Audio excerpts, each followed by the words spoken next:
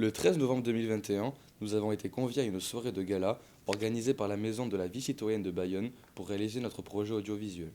Le but ici était de pouvoir retranscrire au travers d'une courte vidéo de 3 minutes l'atmosphère, l'ambiance et les histoires qui nous ont été permis d'écouter. Parmi ces conteurs, nous introduisons la plus jeune, Bouchra.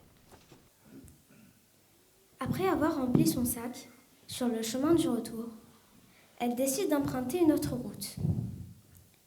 Fatima passe par la forêt interdite, située près du cimetière du village, et découvre d'étranges chants d'oiseaux qu'elle avait entendus durant la journée. Ainsi, nous nous sommes demandé d'où pouvait lui venir son inspiration pour une fille si jeune et comment elle écrivait ses contes. De l'imagination, j'ai quelques idées et là je commence à écrire. Pour celui de James, c'est qu'il faut avoir confiance en soi. C'est pas, il faut avoir conscience que c'est pas toujours facile de compter sur quelque chose ou que quelqu'un.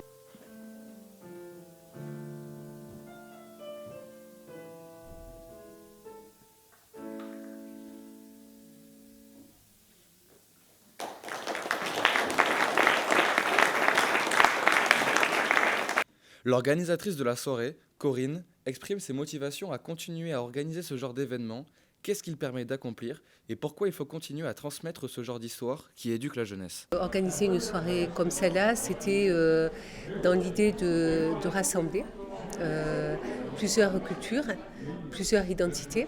Donc l'objectif, c'est en effet de mettre en lumière la culture des personnes qui arrivent en France et qui sont bien souvent cataloguées uniquement comme étant des migrantes, alors qu'avant toute chose, ce sont des personnes qui sont exilées et qui ont beaucoup à partager, et notamment voilà, à travers leur culture en fait.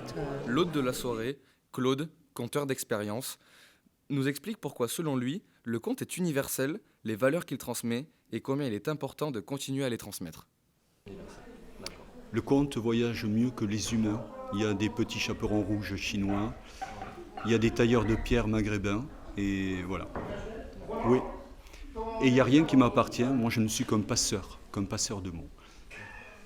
Ce soir, je vais vous parler un tout petit, un oiseau plume, qu'on appelle un colibri, avec un long bec qui n'a que quelques centimètres. Il vit sur un arbre, un flamboyant.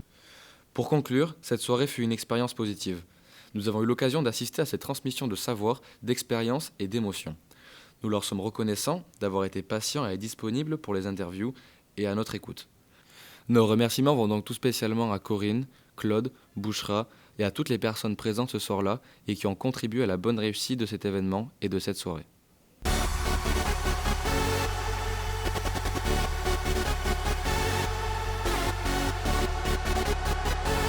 Oh lélé, Moliba.